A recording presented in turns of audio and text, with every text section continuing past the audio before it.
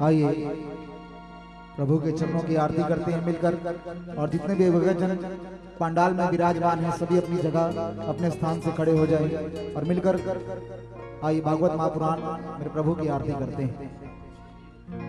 श्री बांके बिहारी तेरी आरती गाओ, श्री बांके बिहारी तेरी आरती गाओ, बांके बिहारी तेरी आरती गाओ, श्री बांके बिहारी तेरी आरती गाओ, आरती गाओ प्यारे तुमको मनाओ, आरती गाओ प्यारे तुमको मनाओ, आरती गाओ प्यारे तुमको रिझाओ, आरती गाओ प्यारे तुमको रिझाओ, बांके बिहारी तेरी आरती गाओ, श्री बांके बिहारी तेरी आरती गाओ।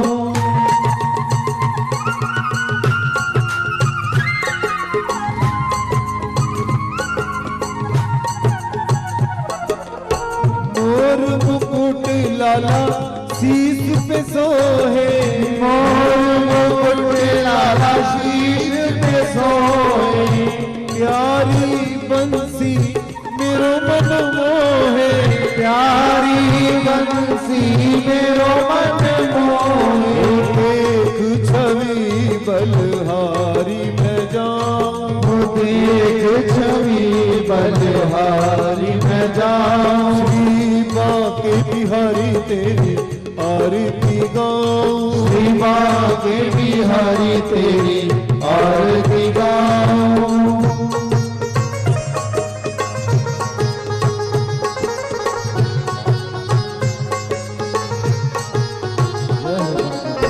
चरणों से निकली गंगा जी प्यारी, चरणों से निकली गंगा जी प्यारी, जिसने सारी दुनिया तारी, जिसने सारी दुनिया तारी, मैं उन चरणों में शीश नवाऊं, मैं उन चरणों में शीश नवाऊं, श्री बांके बिहारी तेरी आरती गाऊं, श्री बांके बिहारी तेरी आरती गाऊं।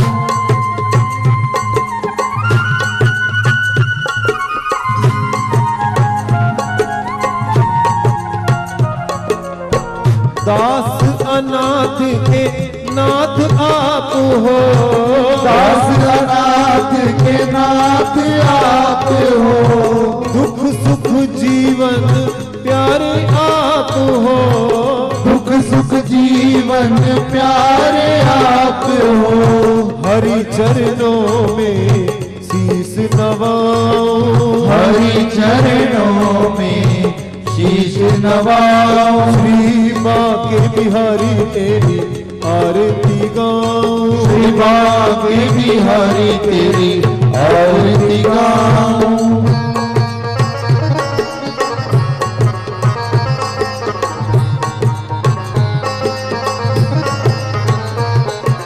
श्री हरिदास के प्यारे तुम हो, श्री हरिदास के प्यारे तुम हो, मेरे मोहन जीवन धन हो, मेरे मोहन जीवन धन हो, देख छवि बलहारी मैं जाऊं, देख छवि बलहारी मैं जाऊं, श्री बांके बिहारी तेरी आरती गाऊं, श्री बांके बिहारी तेरी आरती गाऊं। बोलिए बांके बिहारी लाल की जय, सतगुरुदेव महाराज की जय, बोलिए पवन सुत हनुमान की जय, सियावर रामचंद्र भगवान की जय। बोलिए बांके बिहारी लाल की जय बांके बिहारी लाल की जय। युगल जोड़ी सरकार की जय। बोले ठाकुर जी महाराज की जय। हारे के सहारे की जय। शीश के दानी की जय हो। बोले खाटू नरेश की जय हो। बोले गुरुदेव महाराज की जय हो। आइए प्रभु के चरणों में प्रभु नाम की आरती की गई और हर रोज की तरह प्रतिदिन की तरह आज भी गुरु व्यास गद्दी पर आकर विराजमान हो चुके हैं और ये जो प्रभु नाम का साप्ताहिक अनुष्ठान चल रहा है आज इसका 5वां यानी पंचम दिवस है जिसमें आप सभी लोगों को प्रवेश करवाया जाएगा। आदरणीय पूजनीय गुरुदेव महामंडलेश्वर विकास दास जी महाराज जिनके मुखारबिंद से आप इस पावन पवित्र ममतामयी करुणामयी भागवत का श्रवण कर रहे हैं। गुरु जी आप सभी को उसी रस गंगा में फिर से एक बार स्नान कराने के लिए पहुंच चुके हैं और जो गुरु देवाद हर रोज प्रतिदिन आपको जो गुरु ज्ञान देते हैं हरे कृष्ण। और उम्मीद करता हूं कि वो ज्ञान गुरु जी के द्वारा आप जी को प्राप्त होता होगा और बड़ा खूब एक भगत अपने गुरु की सिद्धत उनकी इबादत करते हुए लिखता है कि मैं गुरु का और गुरु मेरा कि मैं गुरु का और गुरु मेरा जैसे जल और मीन ज्ञान का दिया ऐसा खजाना कोई सके ना छीन कोई सके ना छीन।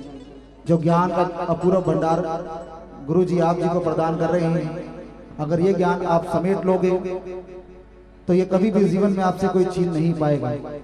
तो आइएगा अब मैं आदरणीय गुरुदेव से प्रार्थना करूंगा कि प्रभु चरणों में इन बच्चों को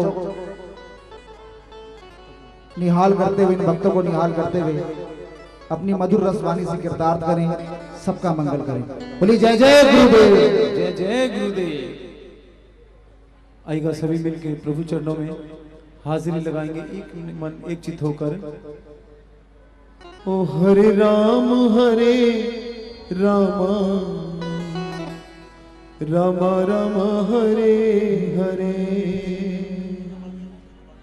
सभी ने तालियों के साथ और गाकर प्रभु चरणों में हाजिरी लगानी है कि हरे रामा रामा रामा हरे हरे हरे रामा रामा रामा हरे हरे हरे रामा रामा रामा हरे हरे हरे रामा रामा रामा हरे हरे हरे कृष्ण कृष्ण कृष्ण हरे हरे हरे कृष्ण कृष्ण कृष्ण हरे हरे हरे राम राम राम हरे हरे हरे राम राम राम हरे हरे हरे कृष्ण कृष्ण कृष्ण हरे हरे हरे कृष्ण कृष्ण कृष्ण हरे हरे हरे राम राम राम हरे हरे हरे राम राम राम हरे हरे हरे कृष्ण कृष्ण कृष्ण हरे हरे हरे कृष्ण कृष्ण हरे हरे कृष्ण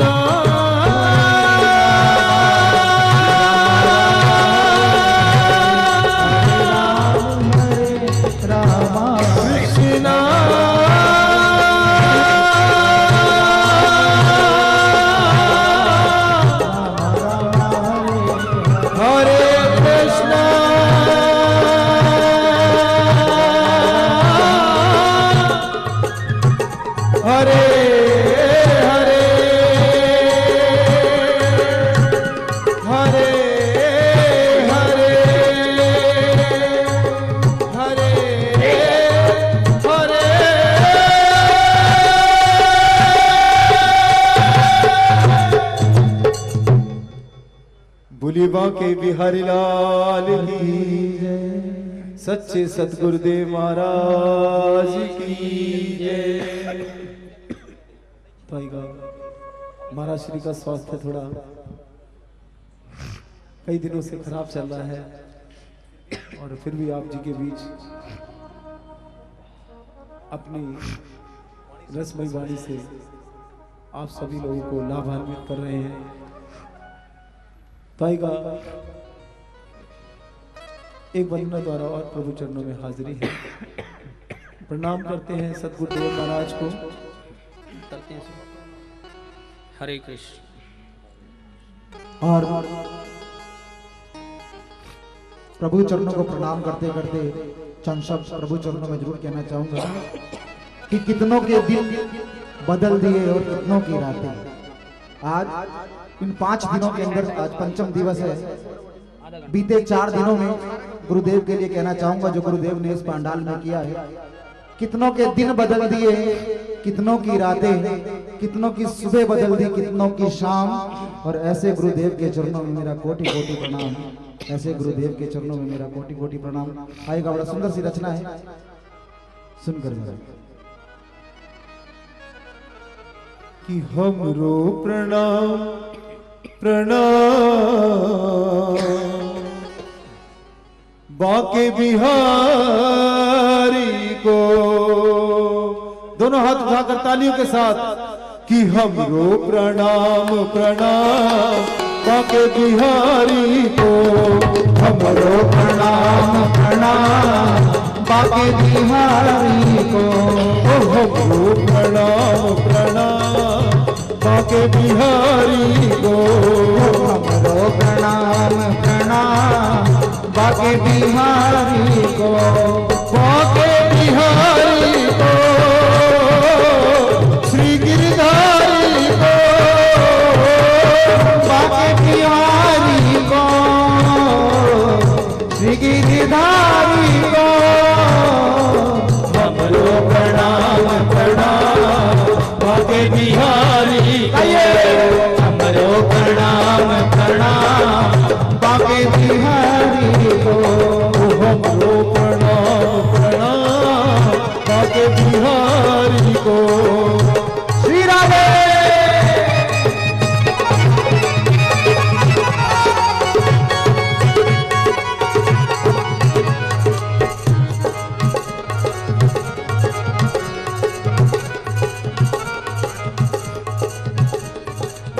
लाडली लाडली लाडली अद्भुत नजारा तेरे बरसाने में है।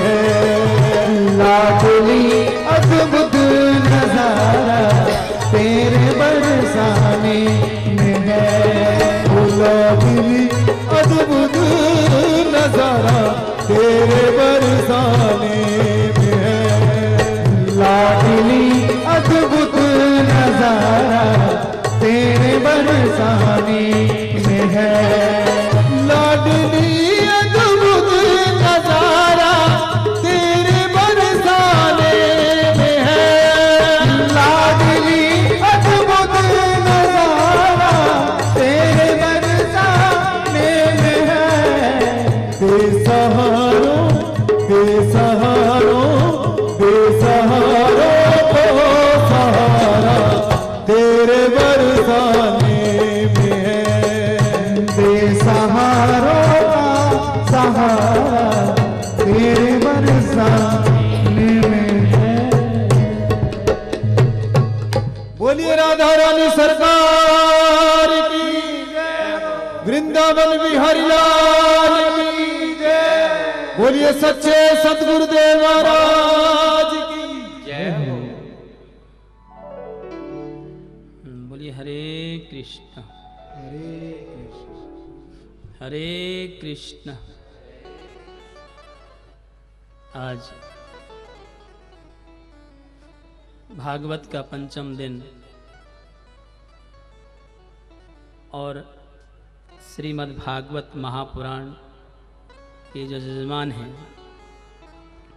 अशोक गर्ग जी, डिम्पल गर्ग जी अशोक जी यमुनानगर वाले, अंकुर जी, विकास लाडवा, रवि जी तिरावड़ी से और सभी श्याम प्रेमी, आप सबका श्रीमद् भागवत महापुराण का ये आयोजन करने पर सबको साधुवाद, सबको ठाकुर जी की कृपा मिलती रहे, यही हम कामना करते हैं। बोले हरे कृष्णा हरे कृष्णा। और आइए श्रीमद् भागवत महापुराण में प्रवेश करते हुए, वंदना करते हुए हाथ जोड़कर प्रार्थना करें। गुरुर्ब्रह्मा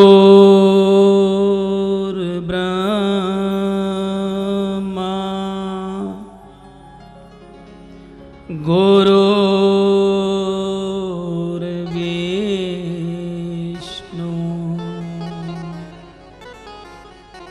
गुरुर्देवो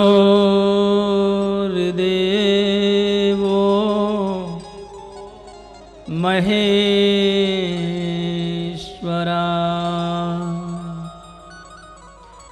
गुरुर्साक्षात् परं ब्रह्म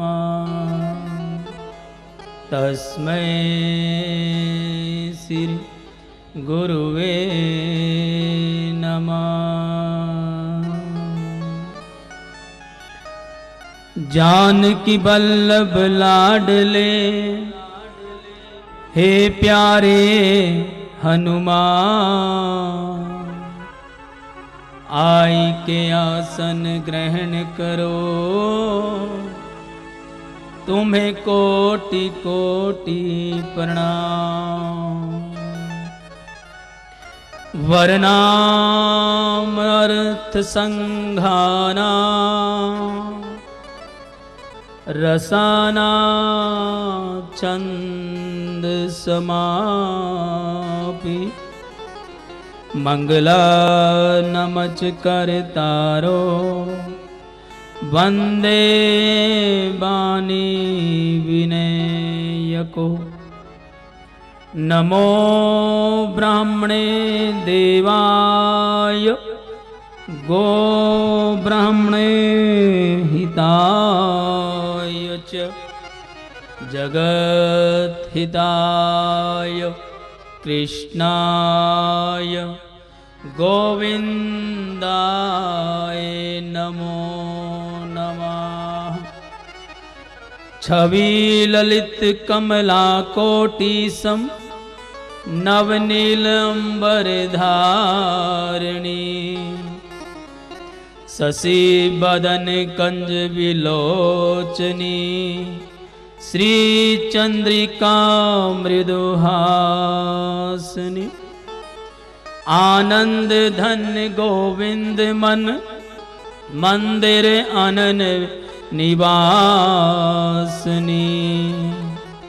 घनश्याम धन हित चातकी, घनश्याम धन हित मोरनी। श्री कृष्णाय वसुदेवाय, हरे परमात्मने, प्रणतक्लेश्वराय गोविंदाय नमो नमः। तमेव माता च पिता तमेव, तमेव बंधु च सखा तमेव, तमेव विद्या द्रविणं तमेव, तमेव सर्वं मम देव देव। कर्पूरगौरं करुणावतारं, संसारसारं भुजगेन्द्रहारं, सदा वसन्तं हृदयारविन्दे। भवं भवानी सहितं नमामि। ध्यानमूलं गुरुमूर्ति पूजामूलं गुरुपदं मन्त्रमूलं गुरुवाक्यां मोक्षमूलं गुरुकृपा। की करता करे ना कर सके पर गुरु करे सब होय। 7 द्वीप 9 खंड में गुरु से बड़ा न कोई, गुरु से बड़ा न कोई। बोलिए सतगुरुदेव महाराज की, सतगुरुदेव महाराज की। और आइए गुरुदेव महाराज के चरणों में प्रार्थना करते हुए श्रीमद् भागवत महापुराण में प्रवेश करें।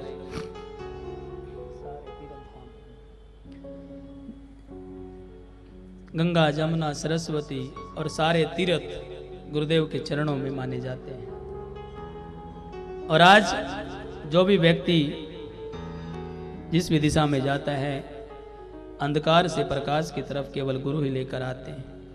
और गुरु के चरणों में प्रार्थना करते हुए कहना है, सारे तीर्थ धाम आपके चरणों में, सारे तीर्थ धाम आपके चरणों में। हे गुरुदेव प्रणाम आपके चरणों में।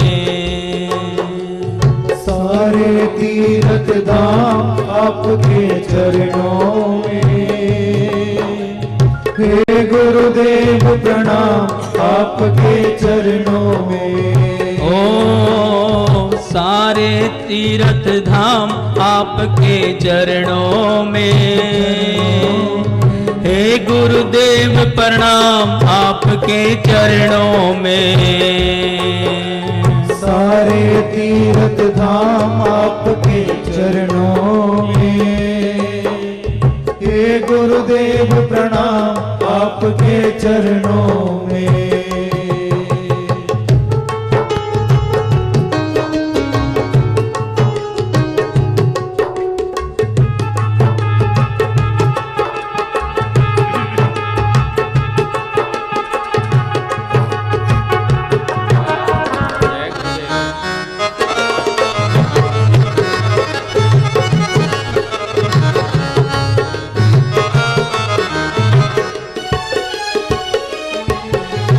हृदय में महागौरी लक्ष्मी कंठ शारदा माता है।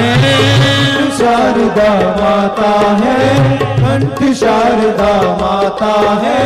जो भी मुख से वचन कहे वो वचन सिद्ध हो जाता है। वचन सिद्ध हो जाता है, वचन सिद्ध हो जाता है। हे गुरु ब्रह्मा हे गुरु विष्णु, हे गुरु ब्रह्मा हे गुरु विष्णु, हे शंकर भगवान आपके चरणों में। हे गुरुदेव प्रणाम आपके चरणों में। सारे तीर्थ धाम आपके चरणों में। हे गुरुदेव प्रणाम आपके चरणों में।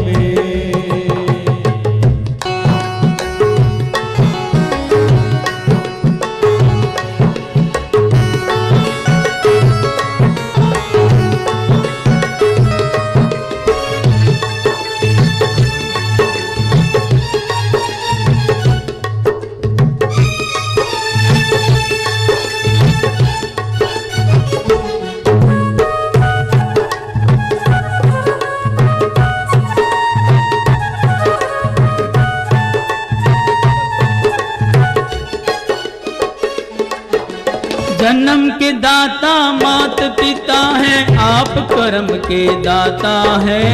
आप कर्म के दाता है, आप कर्म के दाता है। आप मिलाते हैं ईश्वर से, आप ही भाग्य विधाता है। आप ही भाग्य विधाता है, आप ही भाग्य विधाता है। दुखिया मन को रोगी तन को, दुखिया मन को रोगी तन को मिलता है आराम आपके चरणों में। हे गुरुदेव प्रणाम आपके चरणों में। सारे तीर्थ धाम आपके चरणों में, चरणों में। हे गुरुदेव प्रणाम आपके चरणों में।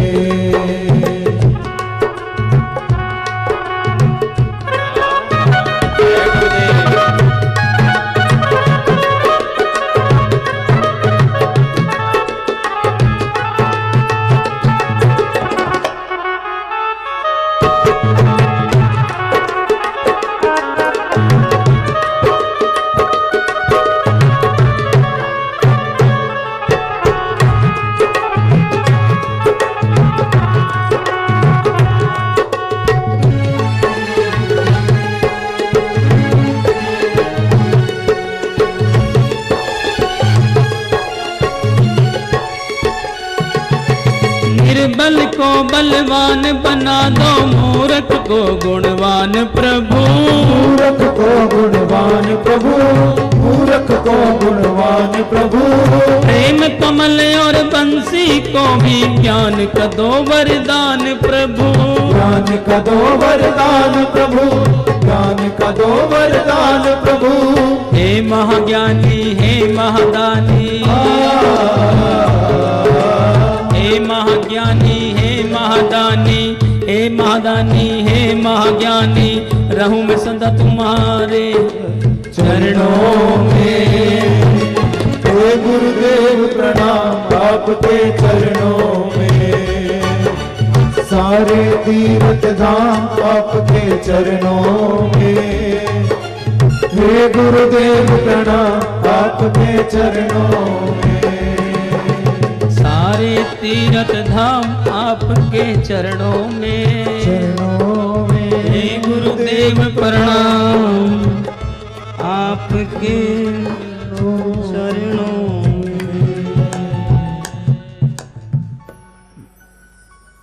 ना मैं हंसकर सीखा हूं, ना मैं रोकर सीखा हूं।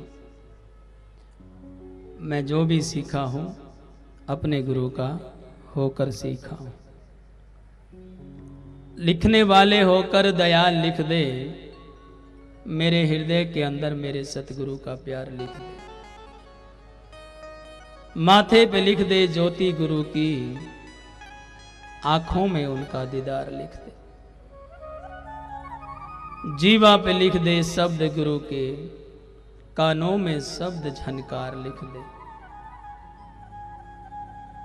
हाथों पे लिख दे सेवा गुरु की, ये तन मन धन उन पर बार लिख दे। पैरों पे लिख दे जाना गुरु के द्वार, ये सारा जीवन उन पर न्योछावर कर दे। मत लिखना एक सतगुरु से बिछड़ना, बाकी चाहे संसार लिख दे, बाकी चाहे संसार लिख दे। बोली सतगुरुदेव महाराज की।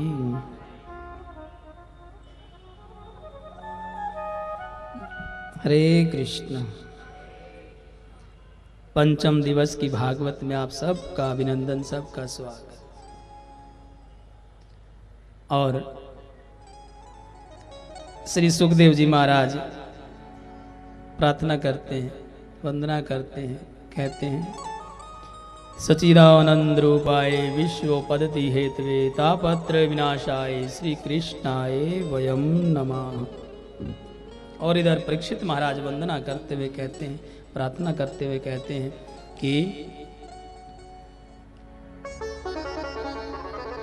जय जय श्यामा, जय जय श्याम, जय जय श्यामा, जय जय श्याम, जय जय श्री वृंदावन धाम।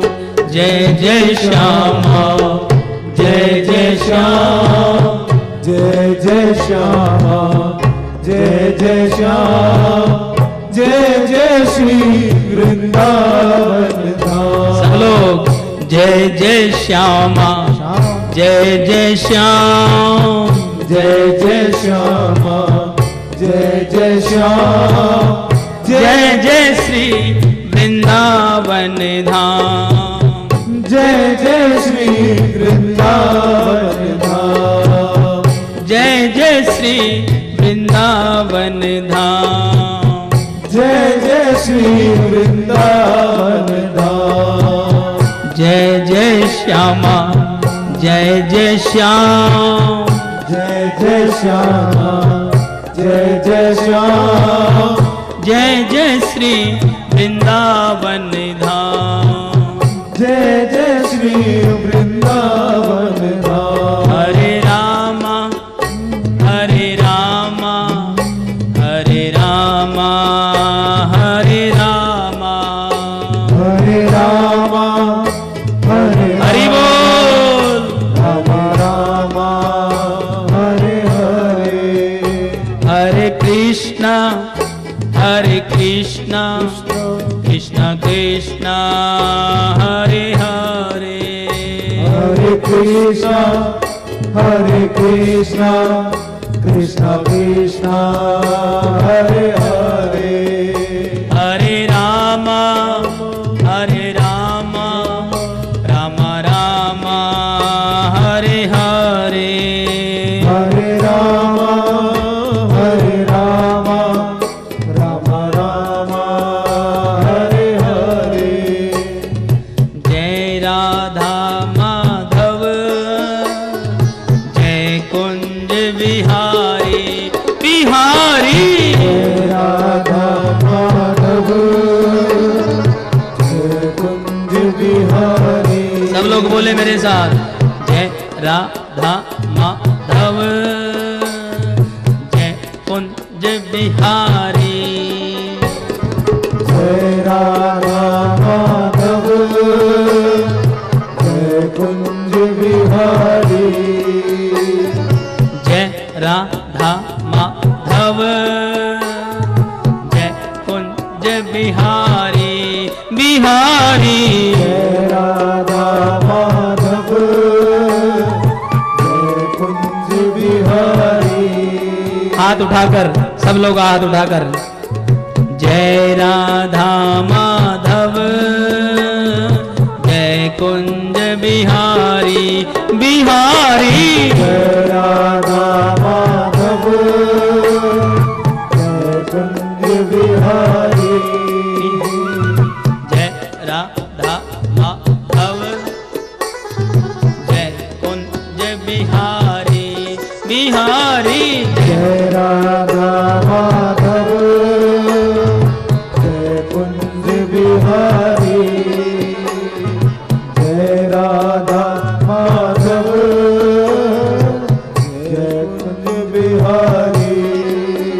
हरे रामा, हरे रामा, रामा रामा, हरे हरे, हरे रामा, हरे रामा, रामा रामा, हरे हरे। हरे कृष्णा, हरे कृष्णा, कृष्णा कृष्णा, हरे हरे, हरे कृष्णा, हरे कृष्णा, कृष्णा कृष्णा, हरे हरे। हरे रामा, हरे रामा, रामा रामा, हरे हरे, हरे रामा, रामा रामा, हरे हरे। बोले हरे कृष्णा, हरे कृष्ण, हरे कृष्णा, हरे कृष्ण, हरे कृष्णा। हरे कृष्ण। आइए श्री सुखदेव जी महाराज वर्णन करते हुए कहते हैं परीक्षित जी को कि हे पुत्र, इस 4 दिन की कथा में मैंने आपको 20 अवतारों का वर्णन करते हुए बताया। पहला अवतार नर और नारायण का अवतार, दूसरा अवतार सनत कुमार, तीसरा अवतार नारद जी, चौथा अवतार बरहा अवतार, 5वां अवतार कपिल मुनि का अवतार, छठा अवतार दत्तात्रेय अवतार, 7वां अवतार यज्ञ अवतार, 8वां अवतार पृथ्वी अवतार, 9वां अवतार ऋषभ अवतार, 10वां अवतार मत्स्य अवतार, 11वां अवतार कच्छप अवतार, 12वां अवतार धन्वंतरी अवतार और 12वां अवतार मोहिनी अवतार। 10वां अवतार मत्स्य अवतार हुआ था और 11वां अवतार कौन सा हुआ था? कच्छप अवतार हुआ था। 12वां अवतार कौन सा हुआ था? धन्वंतरी वैद्य का अवतार। 13वां अवतार मोहिनी अवतार हुआ था और 14वां अवतार नरसिंह अवतार हुआ था। 15वां अवतार वामन अवतार, 16वां अवतार भगवान परशुराम अवतार, 17वां अवतार वेदव्यास जी का अवतार और 18वां अवतार भगवान श्री राम का अवतार। 19वां अवतार जो हुआ था बलराम जी का अवतार हुआ था और 20वां अवतार भगवान श्री कृष्ण अवतार। बोले हरे कृष्ण। अब ये 20 नाम तो याद हो गए होंगे। बोलो हरे कृष्ण। तो कल भगवान श्री कृष्ण का जन्म की कथा का वर्णन करते हुए श्री सुखदेव जी कहते हैं कि वसुदेव जी कन्हैया को लेकर, बाल गोपाल को लेकर गोकुल आ गए और गोकुल में आकर यशोदा के पास उनकी गोद में लिटाकर वहां से उनकी जो पुत्री हुई थी उसको लेकर कंस के उस कारागारों में वापस आ गए। और जैसे ही कारागार में आते हैं, अपने कारागार में आकर देवकी के पास उस बच्चे को लिटा देते हैं तो सभी सैनिक दोबारा पुनः जाग जाते हैं और पूरे महल में आवाज उठ पड़ती है कि देवकी की 8वीं संतान ने जन्म ले लिया है। अब कंस ने देखा कि देवकी की 8वीं संतान आ चुकी है, अपने पूरे बल दल के साथ कारागार में पहुंचा और देवकी से बच्चा मांगा। देवकी ने कहा कि भैया ये तो लड़की है और आकाशवाणी हुई थी कि 8वीं संतान पुत्र होगा, ये तो पुत्री है। मेरा एक भी बालक नहीं बचा है भैया, ये एक पुत्री है, इसको तो छोड़ दो। लेकिन कंस दुराचारी था, उसने उसके हाथ से उस कन्या को लिया और जैसे ही शिला पर पटकने का प्रयास किया, उसके हाथ से उछुटकर वो कन्या एक योग माया का रूप ले लिया और योग माया का रूप लिया। आकाशवाणी हुई, योग माया ने कहा, अरे कंस, जिसे तू मारना चाहता है वो तो गोकुल में नंद बाबा के यहाँ उसका पालन पोषण प्रारंभ हो गया है और तेरी मृत्यु निश्चित है, तेरी मृत्यु निश्चित है।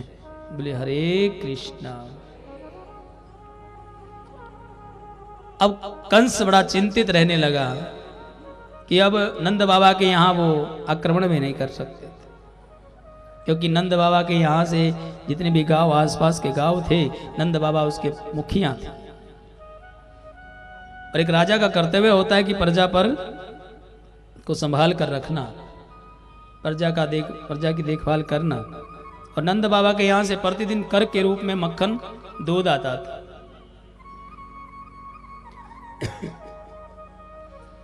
तो कंस ने मन ही मन विचार किया और सबसे पहले प्रथम पूतना को बुलाया और पूतना को भेजा कन्हैया को मारने के लिए। पूतना ने एक जादूगर का रूप बनाया, सामान बेचने वाली बनकर वो गोकुल में आ गए। और गोकुल में आकर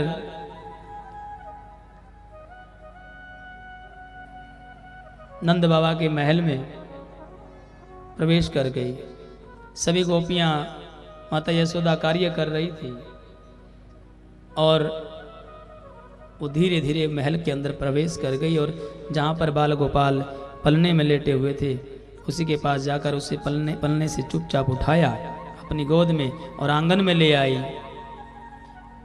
और अपने स्तनों पर विष लगा लिया दूध पिलाने के लिए। और जैसे ये कार्य प्रारंभ करने वाली थी, एक दासी ने देख लिया, उसने आवाज लगाई तो इतनी देर में लेकर उसे आकाश मार्ग में उड़ गई। और जैसे आकाश मार्ग में उड़ी, सब उसके पीछे पीछे दौड़े। जैसे उसने दूध पिलाना शुरू किया कन्हैया को, कन्हैया ने दूध पीना प्रारंभ किया और एक हाथ से पूतना का गला पकड़ लिया और ऐसे जोर से गला पकड़ा कि पूतना की सांसें रुक गई। और पूतना की जब सांसें रुकी, उसने दम तोड़ दिया और उसी यमुना किनारे जंगलों में आकर वो नीचे गिरी। कन्हैया जी उसके ऊपर खेल रहे हैं। पूतना का इतना विशाल शरीर था, इतना विशाल शरीर था कि कहते हैं कि सीढ़ी लगाकर उस पर चढ़ना पड़ा। बालक को उतारा गया, बालक बिल्कुल ठीक ठाक था। मां ने गोद में लिया। पूतना के शरीर के कई भाग किए गए, कई महीने लगे उसके भाग करने में और फिर उसकी चिताएं बनाई गई, उसको जलाया गया। कहा जाता है कि जब पूतना का शरीर जला था, संस्कार हुआ था, तो उसके शरीर से चंदन की खुशबू आई थी। तो परीक्षित जी पूछते हैं कि भगवान, वो एक दानव थी, राक्षस थी, लेकिन उसके मुख से, उसके शरीर से ये चंदन जैसी खुशबू क्यों? श्री सुखदेव जी बताते हैं कि पुत्र, भगवान श्री कृष्ण ने दूध पिया पूतना का और भगवान श्री कृष्ण के हाथ से ही उसका मोक्ष हुआ है। और जिसे स्वयं भगवान अपने हाथों से जिसका उद्धार कर दे वो परम गति पाता है महाराज, परम गति पाता है। भगवान के हाथों में जिसकी मृत्यु हो और भगवान के दरवाजे पर जाकर जिसकी मृत्यु हो वो भी परम गति पाता है।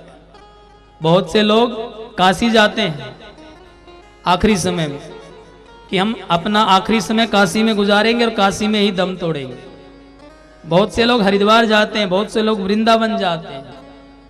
अभी कुछ दिन पहले मैं वृंदावन गया तो पागल बाबा का आपने सुना होगा, जो अभी शरीर छोड़ गए। आज से 1 साल पहले, पिछले साल दिसंबर में भी मैं उनसे हॉस्पिटल में मिलके आया था। बाबा चित्र विचित्र के साथ गया, उनसे मिलकर आया। उनकी कंडीशन उस समय भी ठीक नहीं थी, शुगर थी, सांस की दिक्कत थी और भी कई दिक्कत थी। वो अच्छे दिल्ली हॉस्पिटल में मेदांता में उनको एडमिट करवाया गुड़गांव में, लेकिन 15-20 दिन रहकर कहने लगे कि मुझे यहाँ नहीं रहना है। उनको पता था कि मेरी जो सांसें हैं कभी भी रुक सकती हैं। वहाँ अच्छा इलाज चल रहा था, लेकिन वहाँ से छुट्टी ले ली और कहने लगे कि मुझे वृंदावन किसी भी हॉस्पिटल में दाखिल कर दो, मैं वृंदावन में रह लूँगा, लेकिन मैं मेदांत हॉस्पिटल में नहीं रहूँगा। तो वहाँ से उन्हें वृंदावन लाया गया, एक हॉस्पिटल में एडमिट कराया गया। उन्होंने कहा कि अगर मेरे प्राण निकले तो केवल वृंदावन में ही निकले, मैं किसी और जगह अपने प्राण नहीं निकालना देना चाहता। तो वृंदावन में आके ही उन्होंने अभी कुछ समय पहले अपना शरीर देह छोड़ दिया और परम गति को प्राप्त हुए। उसी प्रकार जब भगवान के हाथों से जिसका उद्धार होता है, भगवान के चरणों में जिसका उद्धार होता है, वो ठाकुर जी की शरण में जाता है। बोले हरे कृष्ण हरे कृष्ण। पूतना मारी गई, और जब पूतना मारी गई तो कंस को पता लगा कि पूतना तो नहीं रही। अब तृणावर्त को भेजा। कंस ने सोचा एक दानव गया तो दूसरे को लेकर चलते। तृणावर्त को भेजा। तृणावर्त आंधी लेकर आया और जैसे ही पलने में लेटे हुए थे बाल गोपाल, उसके चारों तरफ भवंडर बना दिया। आपने देखा होगा कई बार भवंडर बनता है गोल गोल गोल गोल, ऐसा ही एक भवंडर बनाया और उस पलने को अपने साथ आकाश मार्ग में ले गया। यशोदा देख रही है, दासियां देख रही है, नंद बाबा देख रहे हैं, लेकिन कुछ नहीं कर पा रहे। उस भवंडर में जब ऊपर गए, तृणावक को देखा, तृणावक का हाथ पकड़ा, हाथ घुमाया, उसे कई बार घुमाया बाल गोपाल ने, और ऐसा पटक कर मारा कि कंस के दरवाजे पर जाकर पड़ा और प्राण त्याग दिया।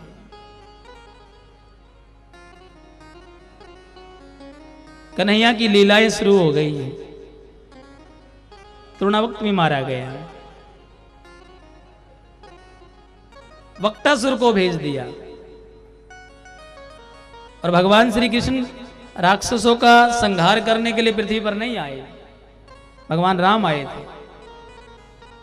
भगवान श्री कृष्ण तो प्रेम का संदेश देने के लिए आए थे, ज्ञान देने के लिए आए थे। वक्टासुर के साथ भी यही हुआ, वक्टासुर को भी परलोक भेज दिए। वतासुर आया, वतासुर को भी परलोक भेज दिया। बकासुर आया, बकासुर को भी परलोक भेज दिया। सबको मारते चले गए। अब कंस समझ गया कि ये साधारण व्यक्ति के बस की बात नहीं है, कोई इन दानवों की बस की बात नहीं है, इसके लिए तो कुछ और सोचना पड़ेगा। और माता यशोदा क्या कर रही है, अपने बच्चे के ऊपर लाल मिर्च लेकर उसके ऊपर से वार रही। ये मेरे बेटे को नजर लग गई, कभी कुछ हो जाता है, कभी कुछ हो जाता है, कभी कुछ हो जाता है। अब उनका नामकरण होना था। नामकरण करने के लिए उस समय गोकुल में गर्ग ऋषि आए हुए थे। गर्ग ऋषि का जब पता लगा नंद बाबा को, तो रोहिणी देवकी, रोहिणी और यशोदा बलराम और कृष्ण को लेकर उनके पास गए। उन्होंने जब भगवान श्री कृष्ण को देखा बाल रूप में, आंखें बंद की, तो क्या छवि देखते हैं कि साक्षात श्री हरि उनमें नजर आते। और उसी समय गर्ग ऋषि ने उनकी वंदना करते हुए, प्रार्थना करते हुए कहा कि हे नंद बाबा, ये कोई साधारण बालक नहीं है जो आपके घर में आया है, साधारण बालक नहीं है, ये साक्षात भगवान का ही अंश है, और इसका नाम मैं कृष्ण रखता हूं। कृष्ण का मतलब पता क्या है? कई कलाओं से जो संपूर्ण हो, कई कलाओं से जो संपूर्ण हो, उसे कृष्ण कहते हैं। और जब बलराम जी का नामकरण कर रहे थे तो बलराम जी का हाथ पकड़ा, तो बलराम जी ने उंगली पकड़ ली जोर से गर्ग ऋषि की। वो छुटा नहीं पाए अपनी उंगली, गर्ग ऋषि उंगली पकड़कर बैठ गए, तो उनका नाम बलराम रख दिया। बोले हरे कृष्ण हरे कृष्ण, उनका नाम बलराम रख दिया। और गर्ग ऋषि से ये नामकरण हुआ। दोनों बालक घर में आए और भगवान से माता यही प्रार्थना करती थी यशोदा कि मेरे लल्ला को, मेरे बच्चे को आगे भविष्य में कोई ऐसी यातना ना मिले, ऐसी घड़ी ना कोई आए जो देखी है पहले। अब धीरे धीरे बाल गोपाल बड़े होने लगे। जब 1 साल का हो गया कन्हैया, तो माता यमुना जी जाती थी प्रतिदिन स्नान करने, और यमुना जी में स्नान करके फिर घर आती थी। तो लल्ला को भी साथ ले गए, लल्ला को बैठाया यमुना जी के तट पर और खुद स्नान करने चली गई। कुछ दासियां, कुछ गोपियां वहां की जो थी वो भी साथ थी। और कन्हैया जी क्या कर रहे हैं? यमुना जी की मिट्टी उठा रहे हैं और अपने मुंह में डाल रहे हैं। यमुना जी की मिट्टी उठा रहे हैं और अपने मुंह में डाल रहे हैं। बोले हरे कृष्ण। पहले कच्चे घर होते थे महाराज, जो अपने भी घर होते थे पहले कच्चे होते थे। ये पक्के तो अभी 20, 30, 40 साल से 50 साल से बने होंगे। पहले कच्चे घर ज़्यादा होते थे, और कच्चे घर जब होते थे तो मिट्टी का लेप होता था, मिट्टी गोबर का लेप करते थे। तो बालक जो होते थे वो उनको, घर में छोटे छोटे बच्चे होते थे मिट्टी खाते थे। उसी प्रकार कन्हैया भी मिट्टी खा रहे हैं यमुना जी की। एक दासी ने देख लिया और यशोदा को आवाज लगाई कि यशोदा तेरा लल्ला जो है मिट्टी खा रहा है। अब मैया यशोदा दौड़ी दौड़ी आई, लल्ला के हाथ में जो मिट्टी लगी थी उसको साफ किया, कहने लगी लल्ला तुमने मिट्टी खाई है। तो कन्हैया कहने लगा मैया मैंने मिट्टी नहीं खाई। अब यशोदा को गुस्सा आ गया, फिर कहने लगी लल्ला तूने मिट्टी खाई है। कहने लगा मैया मैंने मिट्टी नहीं खाई है, सच बोल मिट्टी खाई है? कहते नहीं खाई है। मुंह खोल, नहीं खोलूंगा। मुंह खोल, नहीं खोलूंगा। जब माँ ने मारने के लिए हाथ उठाया तो मुंह खोल दिया, और जैसे मुख खोला तो माँ ने क्या देखा, मुख के अंदर पूरा ब्रह्मांड घूम रहा है। सूर्य भगवान, चंद्र भगवान, सभी ऋषि मुनि, सभी देवता, शंकर भगवान, हरे कृष्ण, सब उसके मुख में दिख रहे हैं। पूरा ब्रह्मांड घूम रहा है, और उसको देखकर यशोदा चक्कर खा जाती और गिर पड़ती। जब होश आता है दासियां उसे उठाती हैं, लल्ला को फटाफट उठाकर घर ले जाती, और फिर उसके ऊपर से मिर्ची उतारती है कि इसके ऊपर कोई बला आ गई है, बला बुला ने घेर लिया, कोई नजर लग गई है मेरे लल्ला को। जो कितने सुंदर थे बाल गोपाल, बहुत ज्यादा। और बच्चे जैसे भी हों परमात्मा का रूप होते हैं।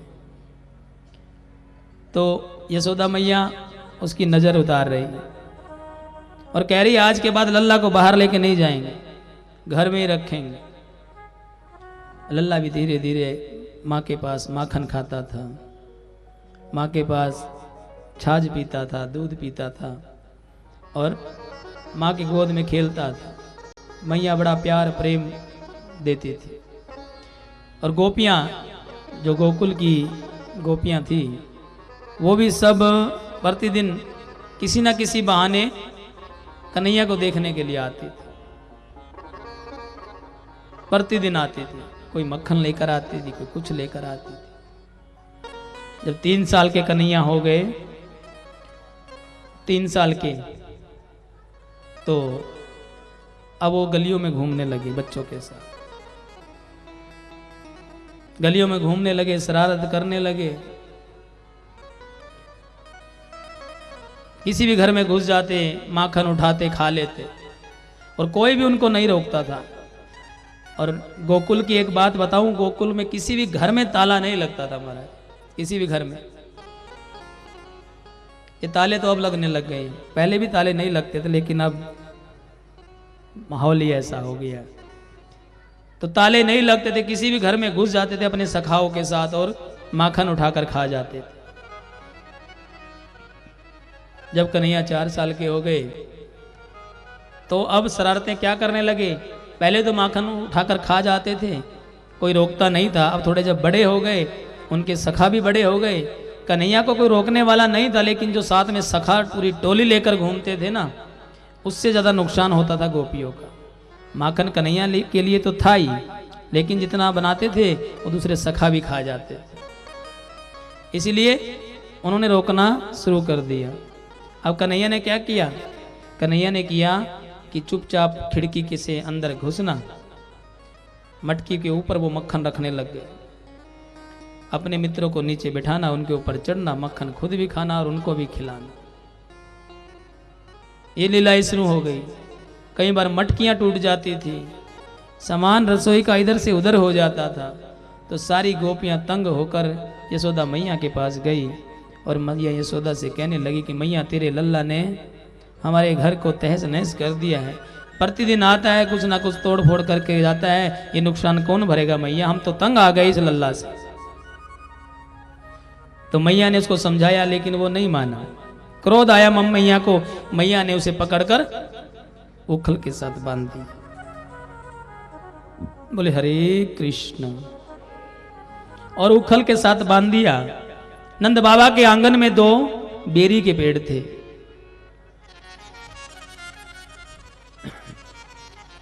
दो बेरी के पेड़, उनके बीच में वो बंधा हुआ है और मैया अंदर काम करने चली गई। अब कन्हैया उस उखल को लेकर खींचता है और उस पेड़ों के बीच में आकर फंस जाता है उखल। उखल कौन और वो बेरी के पेड़ कौन थे? वो पिछले जन्म में कुबेर के 2 पुत्र थे, नलकुंवर मणिग्रीव। 2 पुत्र थे कुबेर के, जिनको नारद जी ने श्राप दिया था। जो नंद बाबा के यहाँ इस आंगन में बेरी के पेड़ बने थे और उनका उद्धार भगवान के हाथों से होना था। और जैसे ही उन्होंने खींचा उखल को तो दोनों पेड़ नीचे गिर गए, बीच में कन्हैया और दोनों जो देवता थे वो उनकी मुक्ति हो गई। और मुक्ति हुई, भगवान को प्रणाम किया, वंदना की, प्रार्थना की कि आपके कारण प्रभु हम इतने वर्षों से इस श्राप से पड़े हुए थे, आज हम मुक्त हो गए।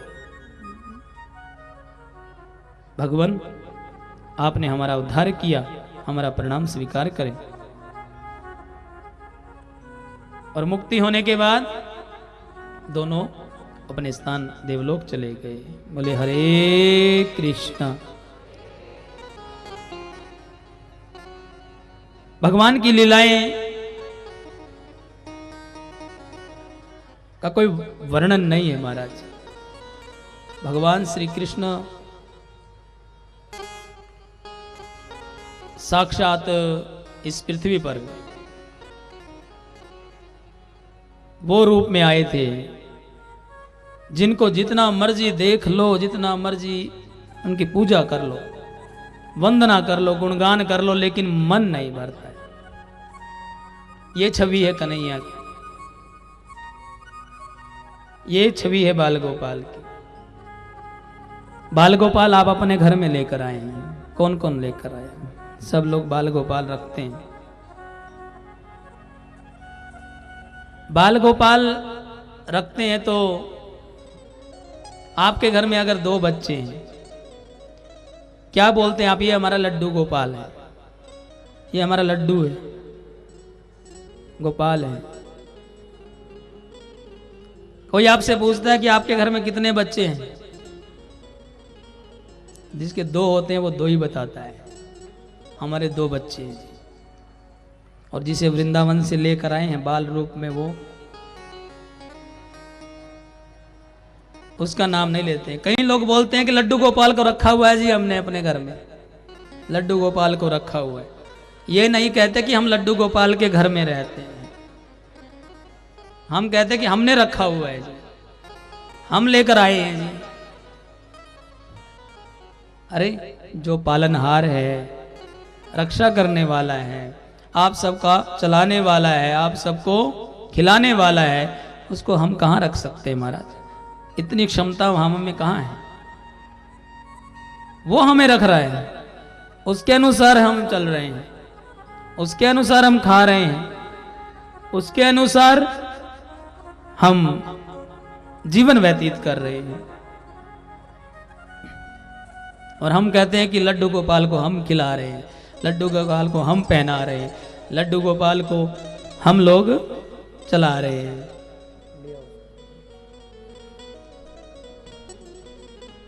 लड्डू गोपाल कन्हैया लाल हम उनके अनुसार चल रहे हैं, क्योंकि भगवान के अनुसार ही ये सृष्टि चलती है। गीता में साफ शब्दों में लिखा हुआ है कि पत्ते पत्ते में, श्वास श्वास में, हर चीज में मेरा वास है। तो आज के बाद यही कहना कि हम किसके घर में रहते हैं? हाँ जी। और जब आप कहोगे लड्डू गोपाल के घर में रहते हैं, तो वो घर कौन सा घर बन जाएगा पता है? वो गोकुल बन जाएगा महाराज, वृंदावन गोकुल बन जाएगा। अगर कहोगे हमारे घर में रहता है, तो फिर वही कले कलेश सब कुछ आपके घर में रहेगा। और नंद बाबा के यहाँ कलेश नहीं रहता था, खुशी रहती थी, बस हर समय एक ही धुन रहती थी, क्या? गोविंद मेरो है, गोपाल मेरो है, गोविंद मेरो है, गोपाल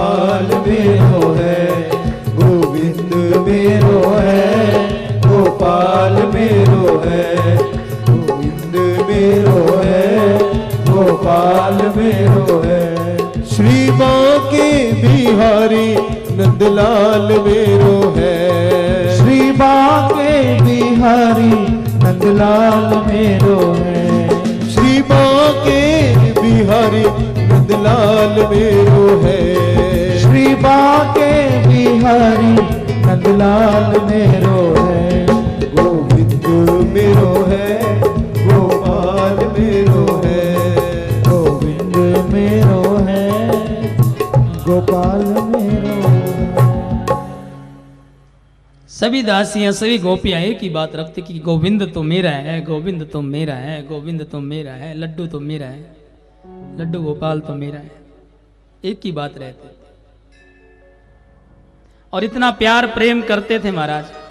सबके मन में यही रहता था कि आज मैं अपने घर ही से ले जाऊं, आज मैं अपने घर ही से ले जाऊं।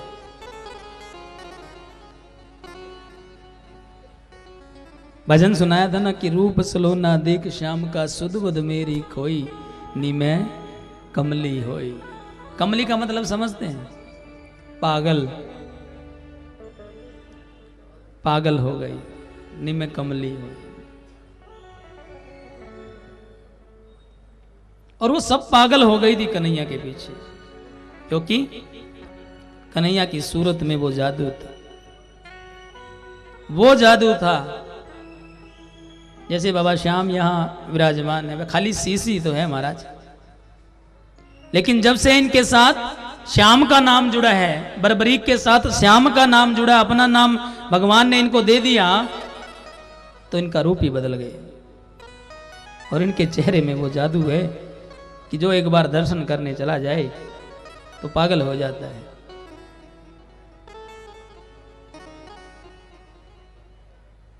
आप ये मत सोचो कि यहां तो ये कुरुक्षेत्र है, गीता धाम है और गीता धाम में दरबार लगा रखा है। दरबार नहीं है महाराज, साक्षात खाटू नरेश यहां विराजमान है। साक्षात मन की आंखों से देख लीजिए, मेरी आंखों से देख लीजिए, साक्षात ठाकुर खाटू जी बैठे हैं, श्याम बाबा बैठे हुए। अगर आप अपनी दृष्टि से अंदर की आत्मा से किसी चीज को गहराई से देखना चाहेंगे तो आपको पता लगेगा कि क्या चीज।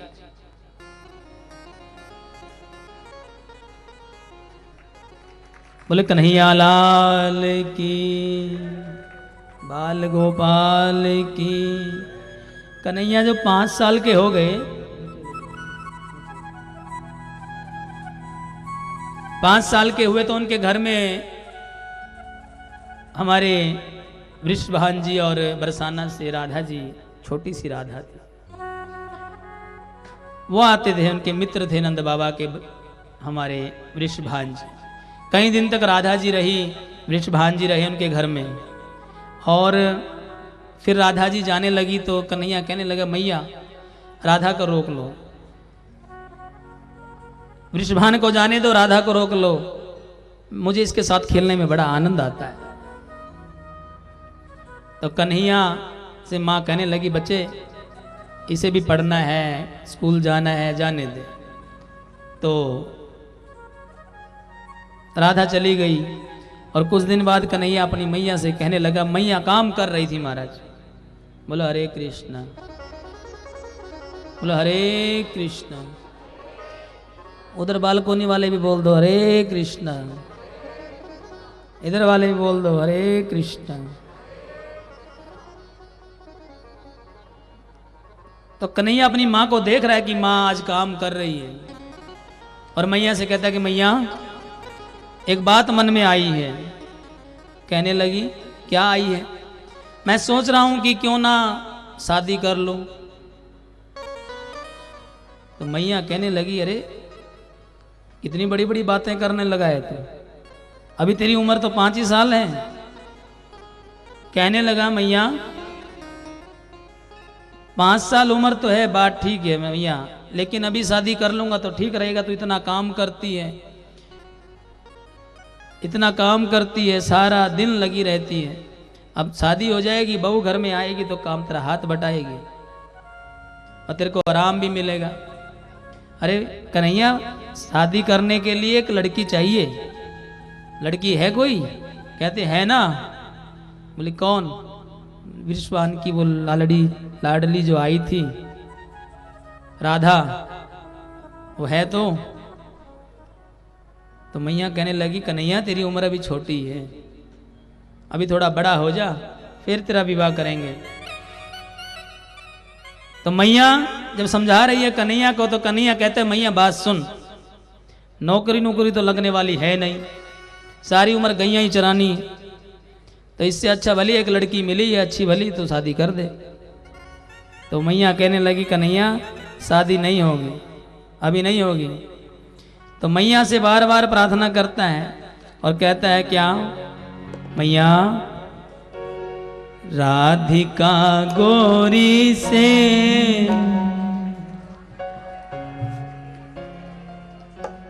ब्रिज की छोरी से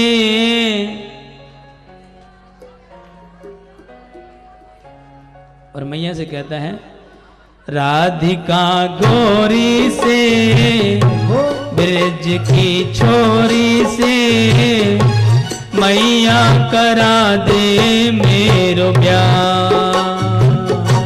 राधिका गोरी से ब्रिज की छोरी से मैया करा दे मेरो ब्याह। राधिका गोरी से ब्रिज की छोरी से मैया करा दे मेरो ब्याह।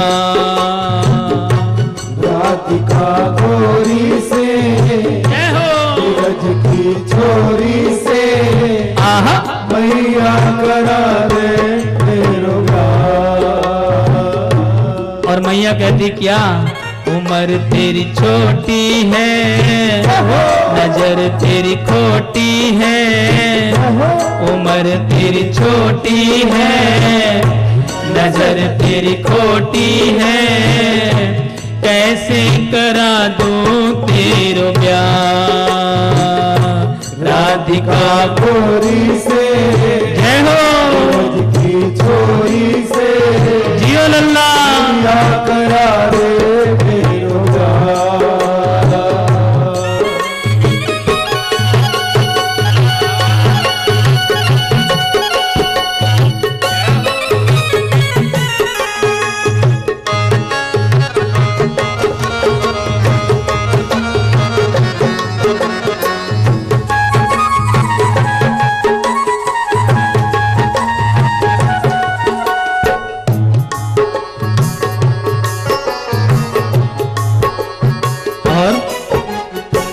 मैया जब नहीं मानी बात तो मैया से कहने लगा गुस्से में सुनिए जो तू ब्याह न कराए तेरी गैया नाय चराऊं।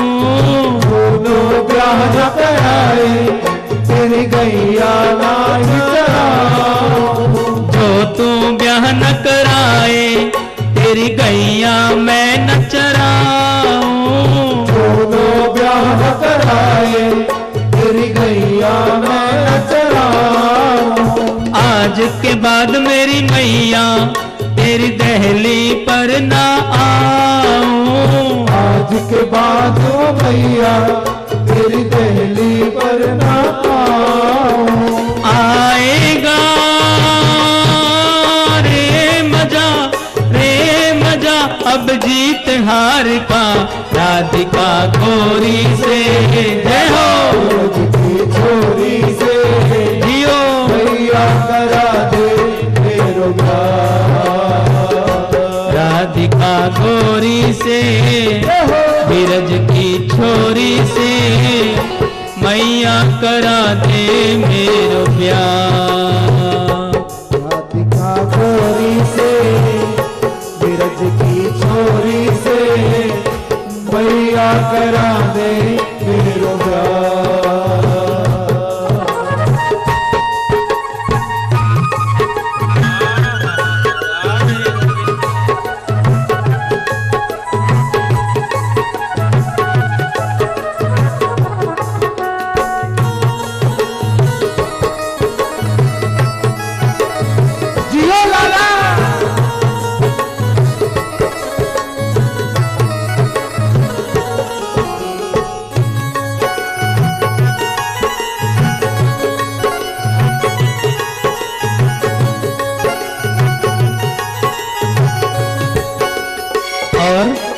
जब मैया नहीं मानी ना उसकी बात, तो मैया को लालच देने लगा और कहने लगा, मैया चंदन की चौकी पर मैया तुमको बैठाऊं, चंदन की चौकी पर मैया तुमको बैठाऊं, हाँ चंदन की चौकी पर मैया तुझको बैठाऊं, चंदन की चौकी पर मैया तुमको बैठाऊं, अपनी राधा से मैं चरण तेरे दबवाऊं, अपनी राधा से मैं चरण तेरे दबवाऊं, भोजन में बनवाऊंगा 56 प्रकार के राधिका गौरी से, जय हो की छोरी से आहा मैया करा दे मेरो उम्र तेरी छोटी है, नजर तेरी खोटी है, कैसे करा तू तेरो प्यार।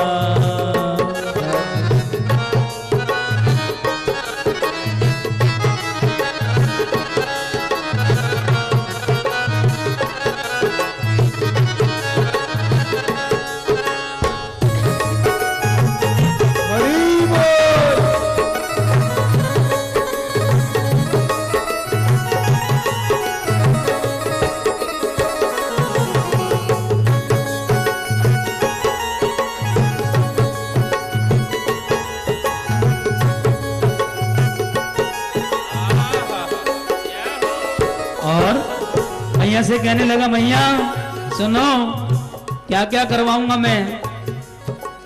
छोटी सी दुल्हनिया जब अंगना में डोलेगी, छोटी सी दुल्हनिया जब अंगना में डोलेगी, छोटी सी दुल्हनिया जब अंगना में डोलेगी, छोटी सी दुल्हनिया जब अंगना में डोलेगी, तेरे सामने मैया वो घूंघट ना खोलेगी, तेरे सामने मैया वो घूंघट ना खोलेगी, दाऊ से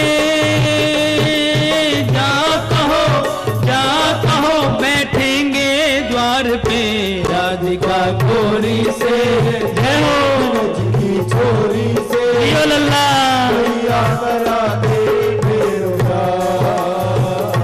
उम्र तेरी छोटी है, नजर तेरी खोटी है, कैसे करा दूं तेरो प्यार। राधिका गोरी से सूरज की छोरी से मैया करा दे मेरो प्यार।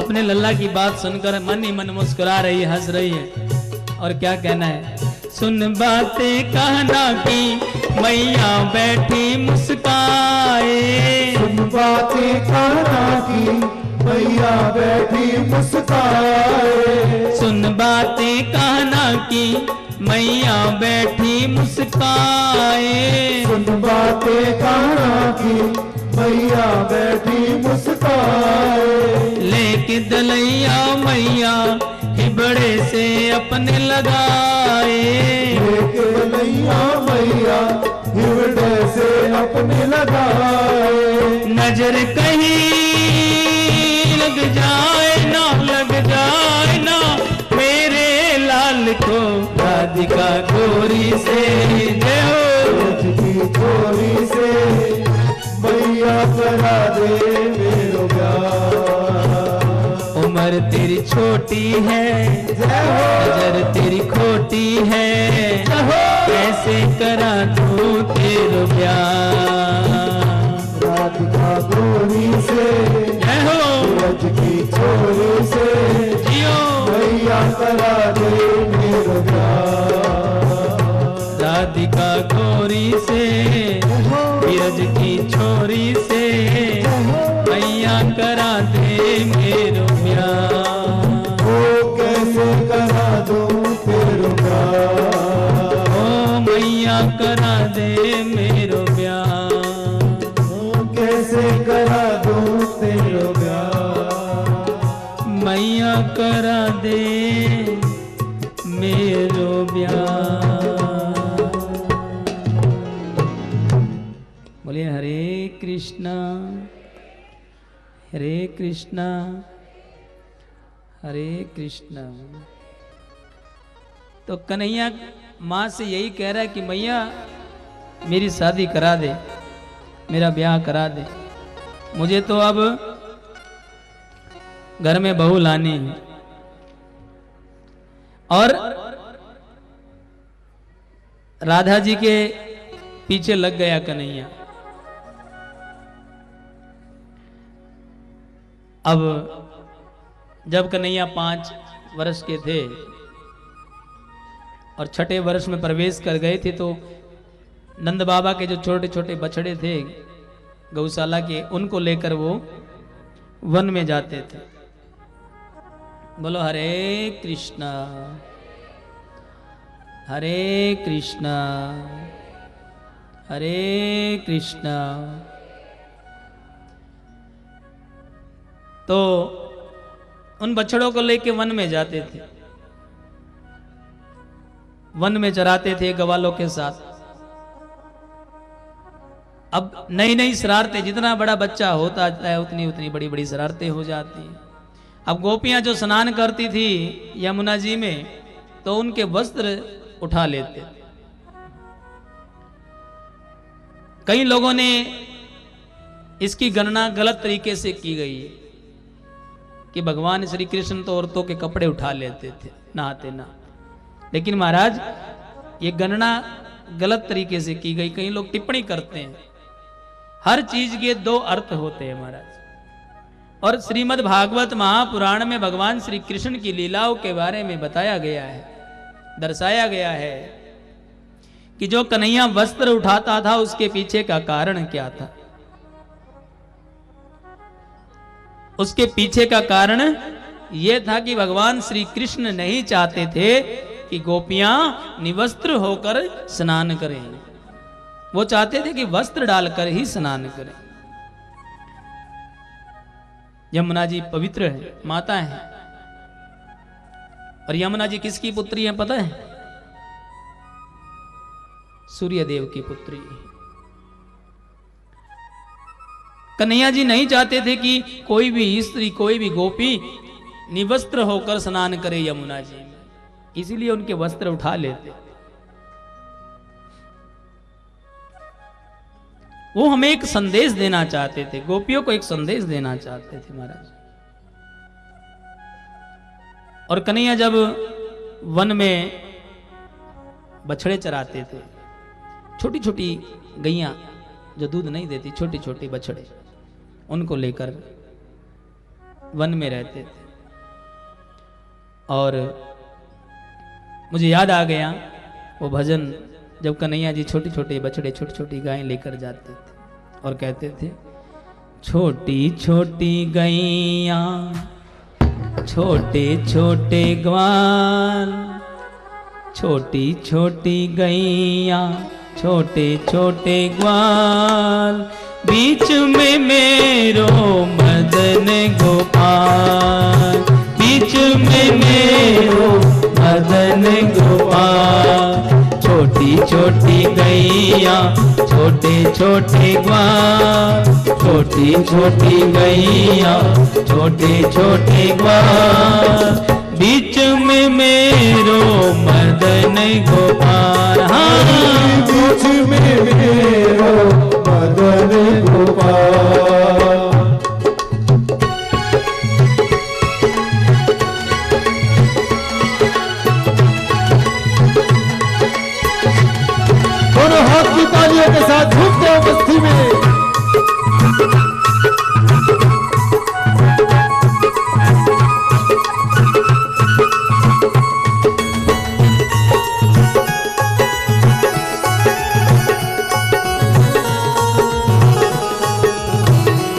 देखिए बाल गोपाल का जन्म हुआ, उसकी लीलाएं चल रही हैं, लेकिन आपकी लीलाएं तो बंद है सबकी। आप ऐसे ऐसे कर कर बैठे हुए हैं, ऐसे कर लो और ऐसे कर लो और कहना है छोटी छोटी गैया छोटे छोटे ग्वाल, छोटी छोटी गैया छोटे छोटे ग्वाल, बीच में मेरो मदन गोपाल, बीच में मेरो मदन गोपाल। घास खाए गैया दूध पीवे ग्वाल, घास खाए गैया दूध पीवे ग्वाल। छोटो सो मेरो मदन गोपाल, छोटो सो मेरो मदन गोपाल।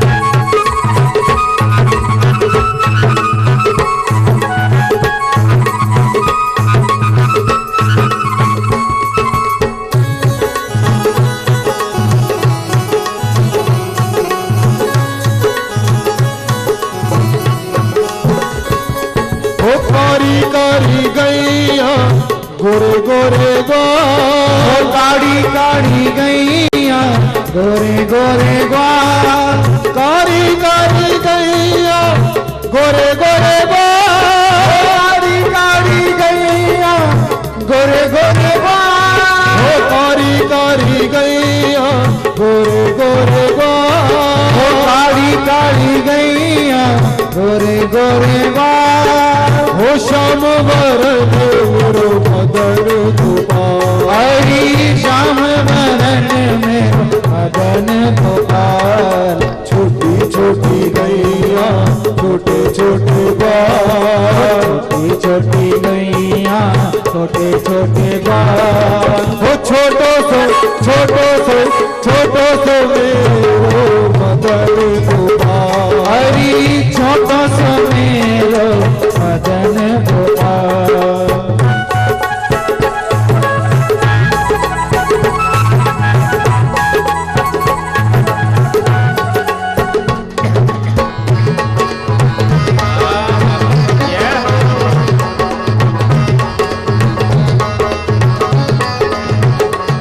और कन्हैया जो है ना बड़ा नटखट है और अनेक प्रकार की शरारतें करता है, अनेक प्रकार की। कभी वस्त्र चुरा लेना, कभी मटकी फोड़ देना, कभी माखन चुरा लेना। और इन्हीं शरारतों को देखकर, इन्हीं सब चीजों को देखकर सभी गोपियां फिर भी बहुत प्यार करती थी कन्हैया को। कन्हैया को कहती थी कि कन्हैया तू जितनी मर्जी शरारत कर ले, जितना हमारा नुकसान करना है कर ले, लेकिन जब एक समय नहीं दिखता है ना तो मन नहीं लगता है, मन नहीं लगता है, बिल्कुल नहीं लगता है। और कहती है कन्हैया को कि कन्हैया तूने ऐसा कर दिया, सब पर जादू कर दिया, जितनी भी गोपियां हैं सब पर जादू कर दिया है। और तेरी जो बांसुरी तू बजाता है, इस बांसुरी को सुनकर हम सब दौड़ पड़ते हैं, सब काम छोड़कर, सब काम छोड़कर चल पड़ते हैं कन्हैया की याद में, कन्हैया के प्यार में। और कन्हैया राधा के उस प्रेम में बांसुरी बजाता है और राधा से कहता है, राधा सारी दुनिया है दीवानी, सारी दुनिया है दीवानी, राधा रानी आपकी। सारी दुनिया है दीवानी, राधा रानी आपकी। कौन है जिस पर नहीं है, कौन है जिस पर नहीं है मेहरबानी आपकी। सारी दुनिया है दीवानी, राधा रानी आपकी। राधे राधे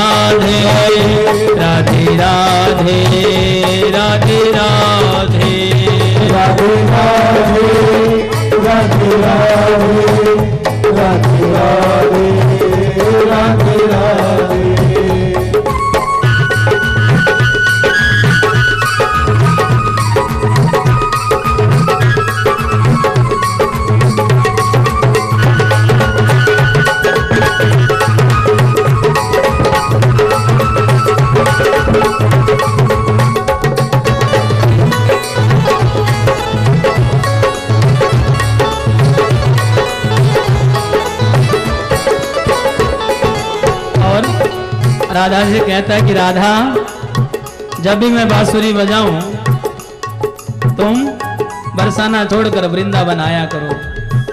अब ये रास लीला चल रही है महाराज। और जब भी गोपियां बांसुरी की आवाज सुनती थी, अपना घर बार छोड़कर, चूल्हा चौका छोड़कर कन्हैया के यहाँ आ जाते थे। और राधा भी बरसाना से गोकुल आ जाती थी। और एक दिन राधा नहीं आई महाराज, एक दिन राधा नहीं आई। दूसरे दिन इंतजार किया, राधा नहीं आई। राधा कहने लगी, कन्हैया मैं इसलिए नहीं आई कि मुझे नींद बहुत आती है, मैं थक जाती हूं यहां इतनी दूर बरसाना से वृंदावन आते आते थक जाती। और तुम्हारी ये नगरी भी बड़ी दूर है महाराज, बड़ी दूर नगरी है। तुम बरसाना आ जाया करो तो ठीक रहेगा। अब मैं वहां से चलकर वृंदावन आती हूँ, गोकुल आती हूँ, बड़ी दूर नगरी है। तो कन्हैया कहने लगा, राधा आना पड़ेगा, मैं बांसुरी बजाऊंगा, तुझे आना पड़ेगा। और राधा कहती है, कन्हैया दूर नगरी, बड़ी दूर नगरी। राधा जी कहती है, क्या दूर नगरी।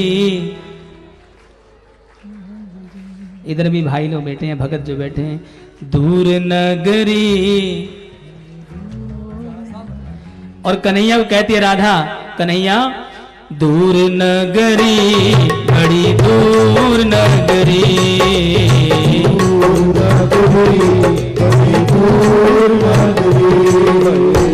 दूर नगरी, बड़ी दूर नगरी।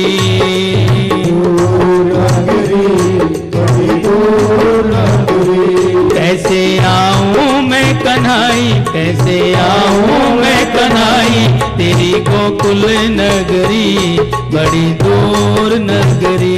दूर नगरी, दूर नगरी।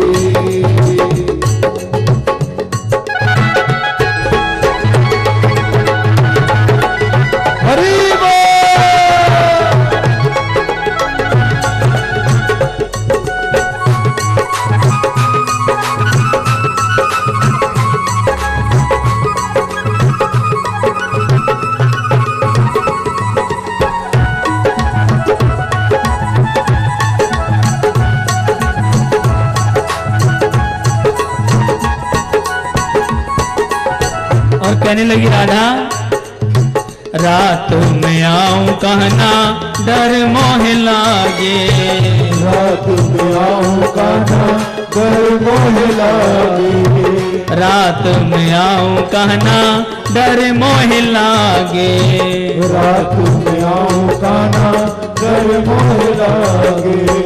दिन में चलूं तो देखे, दिन में चलूं तो देखे सारी नगरी, दूर नगरी, बड़ी दूर नगरी, दूर नगरी, बड़ी दूर नगरी। कैसे आऊं मैं कन्हाई, कैसे आऊं मैं कन्हाई, तेरी गोकुल नगरी, बड़ी दूर नगरी, दूर नगरी, बड़ी दूर नगरी।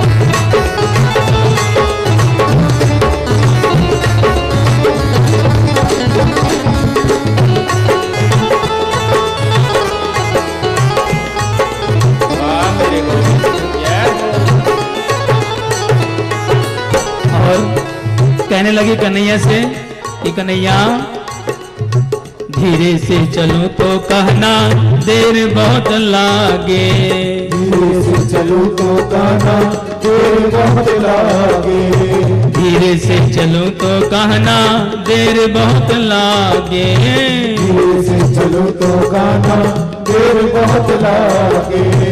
झटपट चलूं तो चल के, झटपट चलूं तो चल जाएगा गरी, दूर नगरी, बड़ी दूर नगरी,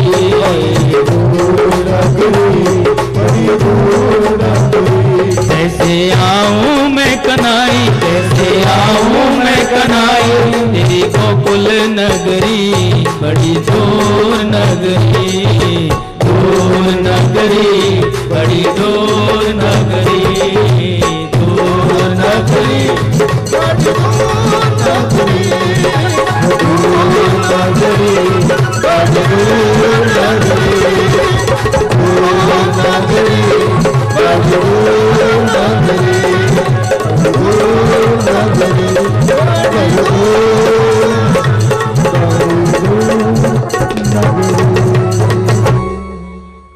बोलिए हरे कृष्णा हरे कृष्णा। सुखदेव जी महाराज बड़ा अच्छा वर्णन कर रहे हैं कि कन्हैया जी की जो लीलाएं हैं, कन्हैया जी की जो बातें हैं, वो गोपियों को मन भा रही, और गोपियां अपने घर का सारा काम काज छोड़कर कन्हैया के पास आकर बैठ जाती। कन्हैया कहने लगा सभी गोपियों को कि गोपियों, तुम अपने घर का सारा काम काज छोड़कर आ जाती। किसी के हाथ में आटा लगा होता है, किसी के हाथ में बर्तन की राख होती है, कोई नींद में उठकर भाग जाती है, किसी के सर पर पल्ला होता है, किसी पे नहीं होता है। ऐसी मधुर बांसुरी की आवाज सुनकर सब दौड़ जाते हैं। बोले हरे कृष्णा। एक थोड़ी सी प्रार्थना की, इस चीज को थोड़ा सा बीच में ये जो हलचल हो रही है इसको थोड़ा बंद करा दो भैया। ये जो हलचल करवा रखी है थोड़ा सा बंद करा दो बीच वाली, और थोड़ा थोड़ा सा सब लोग डिस्टेंस करके बैठें तो अच्छा रहेगा। बोलो हरे कृष्ण। हाँ, थोड़ी देर के लिए इसको बंद, कथा के टाइम बंद करो, कथा के बाद प्रसाद दो भैया, विराम होने के बाद। बोलो हरे कृष्ण।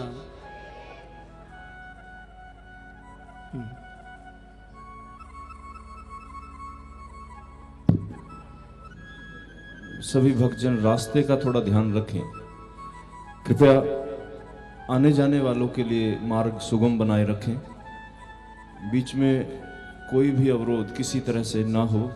गुरुदेव को भी दिक्कत रहती है कि अगर आप ऐसा करते हैं तो कथा व्यवधान की तरफ जाती है, कृपया ध्यान रखें। बोलिए हरे कृष्ण।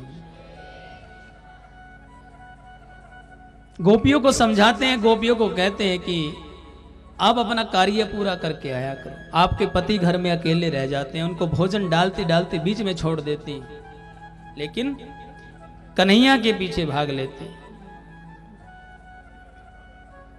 तो यहां पर सारी गोपियां कहती हैं कि कन्हैया,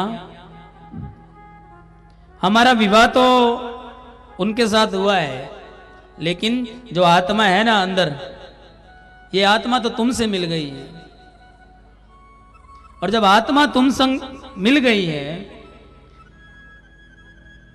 तो उनके पास तो ये शरीर रहता है, ये शरीर उनका है, लेकिन आत्मा तो तुम्हारी है। और जब तुम बांसुरी बजाते हो तो ये आत्मा तड़पने लग जाती है अंदर से, कहने लग जाती है चलो कन्हैया बुला रहा है, चलो कन्हैया बुला रहा है। जितना समय पति को देना होता है उस शरीर से उस समय पति को दे देते हैं, लेकिन इस आत्मा से जो समय देना है वो तुम्हें देने के लिए कन्हैया हम यहां आ जाते हैं। और कन्हैया आज के बाद हमें यह मत कहना कि मत आया करो। अगर ऐसा बोलोगे तो हम घर बार बिल्कुल छोड़ देंगे, बिल्कुल तेरे साथ रहेंगे, फिर बिल्कुल जंगल में ही रह लेंगे, वैराग्य ले लेंगे हम तो बिल्कुल। हम बच्चे भी छोड़ देंगे, हम पति भी छोड़ देंगे, हम सब कुछ छोड़ देंगे, वैराग्य ले लेंगे, लेकिन अपने मुख से आज के बाद कन्हैया ये मत कहना कि मत आया कर। अरे तुम ही तो कहते हो कि हर भगत के अंदर जो ये प्राण है, इसके अंदर तुम ही तो बैठे हो। ये श्वास जो चल रही है तुम्हारे कारण तो चल रही है। और कन्हैया हमारा एक पति नहीं है, हमारे दो पति हैं। हमारा एक पति नहीं है, हमारे दो पति हैं। एक पति तो वो जो 7 फेरे लेकर हमें लेकर आया है, और दूसरा पति तुम हो एक अगोचर सबके प्राणपति, स्वामी सबके। वो हमारे शरीर से विवाह हुआ है, लेकिन प्राणों के पति तो तुम हो। इसलिए हमारे दो पति, तुम प्राणों के पति हो, वो इस शरीर के पति। इसलिए कन्हैया तुम्हारा भी उतना ही हक है जितना उनका है। हम भी तुम्हारी बांसुरी जैसे ही बजती है तुम्हारे पीछे पीछे दौड़ पड़ते। और राधा जी जो कि बरसाने से प्रतिदिन आती थी मिलने कन्हैया से,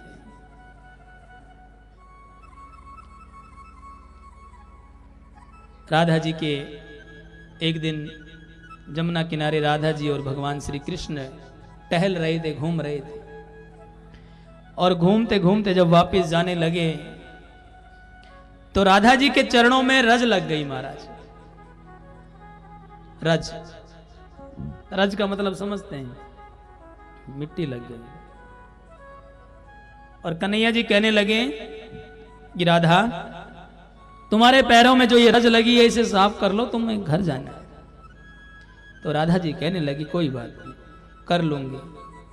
थोड़ा सा आगे चली, फिर कहने लगी कि राधा यमुना जी आ गई हैं, पैर साफ कर लो, धो लो। लेकिन राधा जी कहने लगी कोई बात नहीं, धो लो।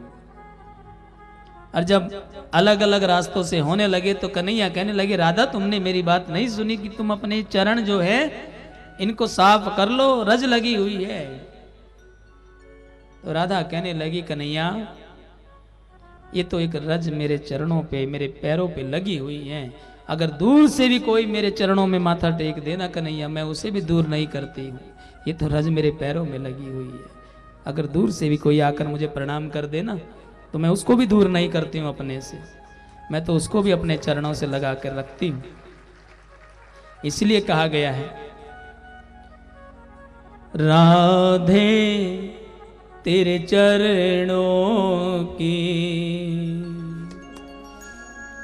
गर धूल जो मिल जाए,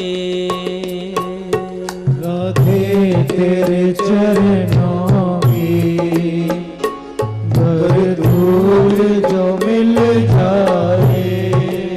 सब लोग मेरे साथ बड़े प्यार से राधा जी के दर्शन करते हुए राधा जी के चरणों में प्रार्थना करते हुए कहेंगे कि राधे तेरे चरणों की गर धूल जो मिल जाए, राधे तेरे चरणों की गर धूल जो मिल जाए।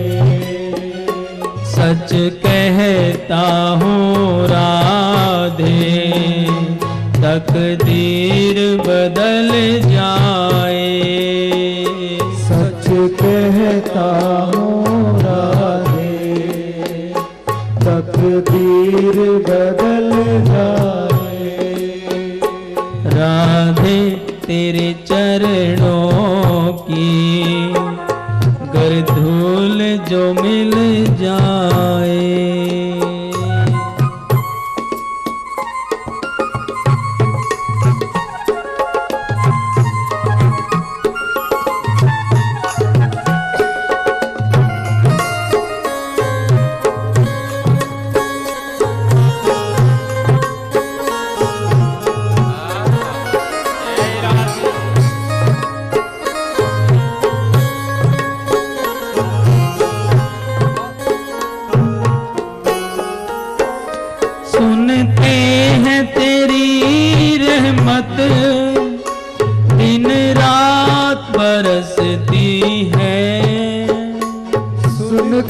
हैं तेरी रहमत, दिन रात बरसती है। सुनते हैं तेरी रहमत, दिन रात बरसती है।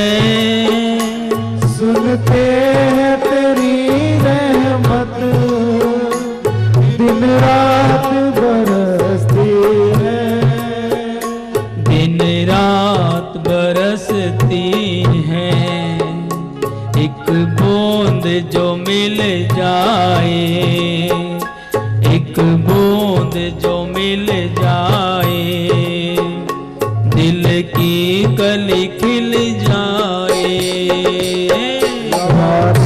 तेरे चरणों की गर धूल जो मिल जाए।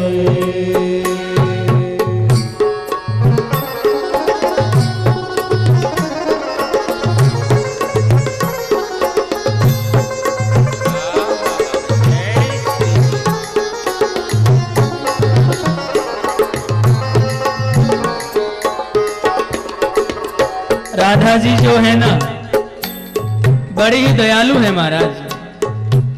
ये प्रसंग जो चल रहा है राधा जी का और कृष्ण जी का, बड़े ध्यान से सुनने का।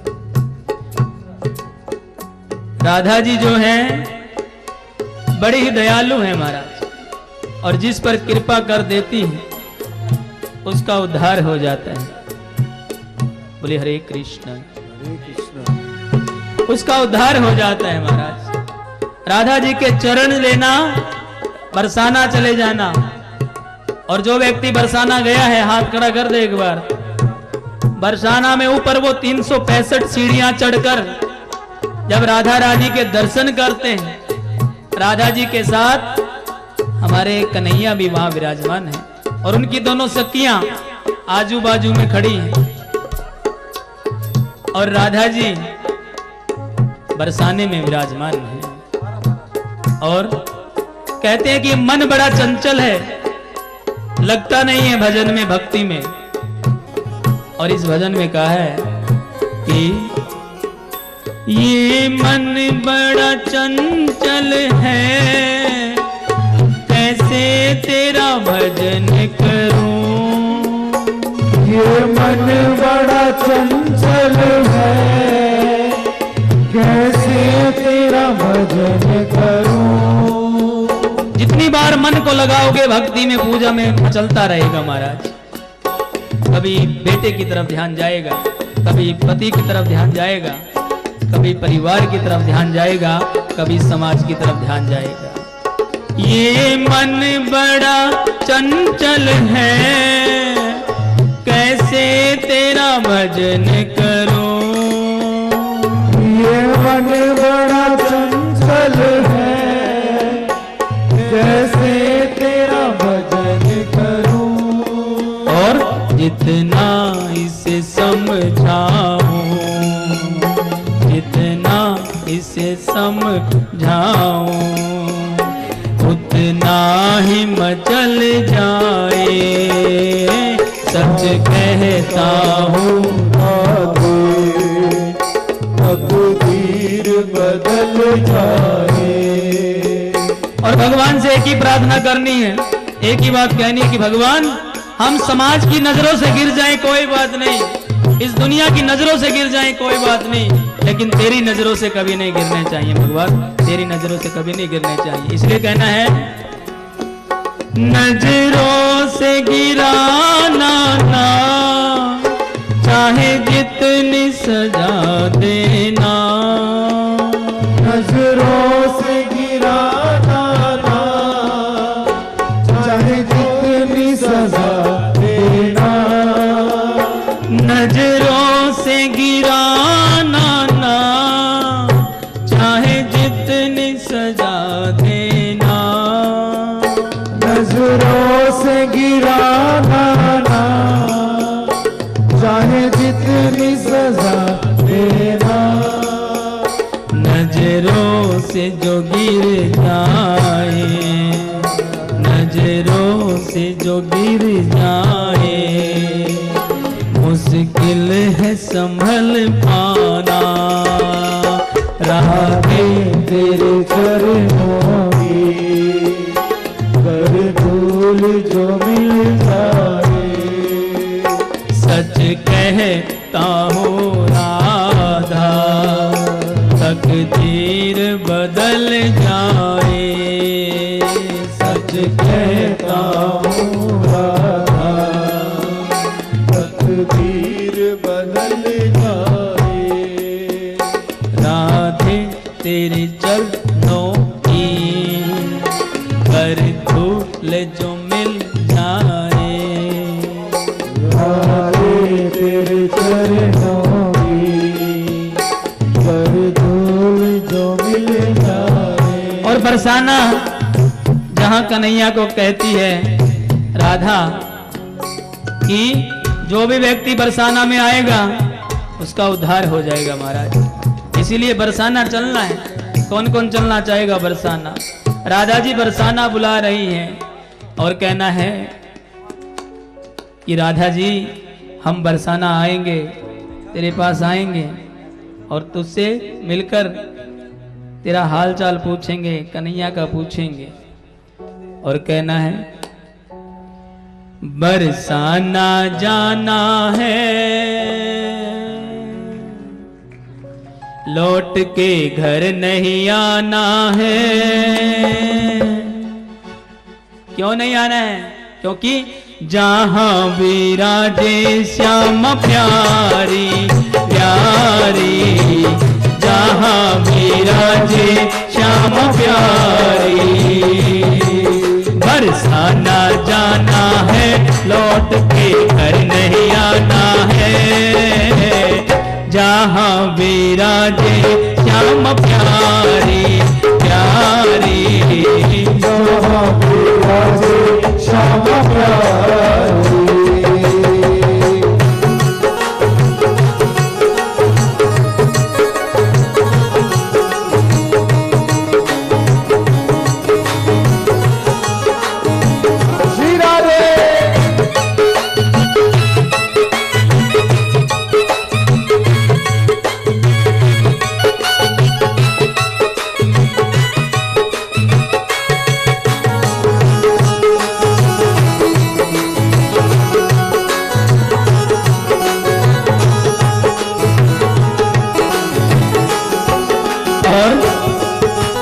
बरसाने की मोर कुटी भी प्यारी है, जहाँ विराजे मेरे मोर बिहारी है। बरसाने की मोर कुटी भी प्यारी है, जहाँ विराजे मेरे मोर बिहारी है। कौन कौन गया मोर कुटी में? मोर कुटी में कोई गया बरसाना जाकर? कम ही लोग गए हैं। इसीलिए बरसाने की मोर कुटी भी प्यारी है, जहाँ विराजे मेरे मोर बिहारी है। बरसाने की मोर कुटी भी प्यारी है, जहाँ विराजे मेरे मोर बिहारी है। तीनों की सरकार है, तीनों की सरकार हमें करती कितना प्यार। इतनी दयालु मेरी श्यामा श्यामा, इतनी दयालु मेरी श्यामा। और हाथ खड़े करके कहना है क्या? बरसाना जाना है, लौट के घर नहीं आना है। जहाँ विराजे श्याम प्यारी प्यारी, जहाँ विराजे श्याम प्यारी। और परिक्रमा किसने किसने की है बरसाने की? हम ही लोगों ने की है। भजन में कहा गया है कि जो व्यक्ति परिक्रमा करता है बरसाने की, उसे सभी मुरादें पूरी हो जाती हैं। इसीलिए कहा गया बरसाने की परिक्रमा जो लगाते हैं, मुँह मांगी वो वैसी मुरादें पाते हैं। बरसाने की परिक्रमा जो लगाते हैं, मुँह मांगी वो मैं सिमराते पाते हैं। है प्यारा गहरा वन, है प्यारा गहरा वन, वहाँ मिलेगा बाका सनम। इतनी दयालु मेरी श्यामा, इतनी दयालु मेरी श्यामा। और बरसाना जाना है, लौट के घर नहीं आना है, जहाँ विराजे मेरी श्यामा, श्यामा, जहाँ विराजे मेरी श्यामा। और जब से राधा रानी के पास जाने लगे महाराज, जब से उनके दर पर जाने लगे तो सुध बुध खो बैठे हैं, भक्ति मिल गई है और दुनिया की फीकी लगती है महाराज। इसलिए कहा गया, जब से तेरे दर पे आना जाना है, दुनिया का हर रस लगता बेगाना है। जब से तेरे दर पे आना जाना है, दुनिया का हर रस लगता बेगाना है।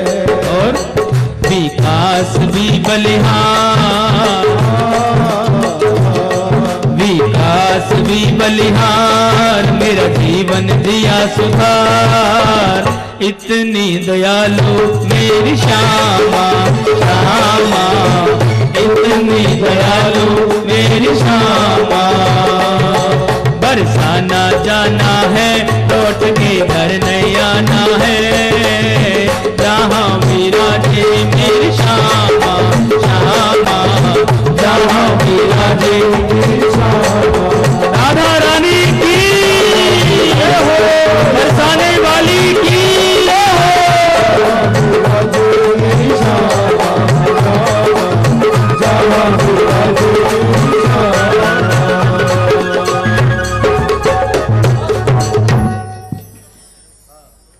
बोलिए हरे कृष्णा हरे कृष्णा बाके बिहारी लाल की जय। राधा रानी और भगवान श्री कृष्ण दोनों का निधि वन के अंदर प्रतिदिन रास होता था महाराज। और उस रास में सभी गोपियां शामिल होती थी,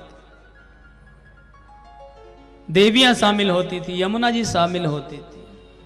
उस रास को उनके अलावा और कोई नहीं देख सकता था। और आज भी निधि वन के अंदर वो रास होता है। निधि वन के अंदर आप गए हैं, कितने सारे पेड़ वहां पर छोटे छोटे एक दूसरे के साथ लिपटे हुए, उसी के अंदर वो रास होता है। वहीं पर हरिदास जी महाराज ने तपस्या की है और हरिदास जी बजाते थे, राधा जी और कन्हैया जी नाचते थे, हरिदास जी गाते थे और हरिदास जी महाराज की गोद में आकर बैठ जाते थे कृष्ण और राधा। और उन्होंने ही आगे चलकर वो बाके बिहारी का जो मंदिर है वो हरिदास जी महाराज ने ही उनकी वहां पर मूर्ति स्थापना की, प्राण प्रतिष्ठा की। और साक्षात राधा जी और कन्हैया जी उसमें प्रवेश कर गए थे महाराज। तो आधे राधा जी और आधे कन्हैया जी, इसलिए कहा जाता है श्री बाके बिहारी लाल की जय। और यहां पर भगवान श्री कृष्ण जो बाल रूप में लीलाएं कर रहे हैं, एक दिन अपनी माँ यशोदा से कहते हैं कि माँ, जो तू डरती रहती है ना, भूतों से डरती रहती है, प्रेतों से डरती रहती है कि मेरे लल्ला को कुछ ना हो जाए, कुछ ना हो जाए, तो मैया ऐसा कुछ नहीं है। अथा माँ सर्वभूतेषु भूतान मान मामम किंत्र प्राल अर्ध देह दानम भूताम नान अच्छन्ति। कि मैया कि इस पृथ्वी में कोई भूत भूत नहीं है। जहां माँ का प्यार होता है, बाप का आशीर्वाद होता है, गुरुजनों का आशीर्वाद होता है, और जहां परमात्मा का वास होता है माँ, वहां पर भूत भूत नहीं होते। अपने दिल से ये ख्याल निकाल दे माँ, अपने दिल से ये ख्याल निकाल दे। और मैया अब तो मैं बड़ा हो गया हूं मैया। और कन्हैया कहने लगे मैया जब कन्हैया 8 साल के हो गए थे, 8 साल के हो गए तो मैया से कहने लगे कि मैया अब मैं गैया चराऊंगा मैया। तो नंद बाबा ने कहा कि बच्चे अभी छोटा है, थोड़ा सा बड़ा हो जाओ उसके बाद। कन्हैया ने जिद कर ली कि गैया तो मैं अभी चराऊंगा। तो जिद कर ली तो कन्हैया को वसुदेव जी सुख कहने लगे। वसुदेव जी जो कारागार में बंद थे, उनको भगवान ने ऐसी दृष्टि दी थी, ऐसी एक प्रेरणा दी थी कि वो मन ही मन अपने पुत्र को देख रहे थे और मन ही मन वसुदेव ये कह रहे हैं कि मेरा पुत्र 8 साल का हो गया है। आज वो गैया चराने की बातें कर रहा है और नंद बाबा कह रहे हैं कि अभी तो बालक है। फिर एक ब्राह्मण को बुलाया गया और ब्राह्मण से कहा कि ऐसा योग देखिए कि मेरा ये बेटा गौवें चराने जाएगा, कब से जाए ऐसा योग ढूंढिए। और योग देखा गया और योग अगले ही दिन सुबह भोर का निकला।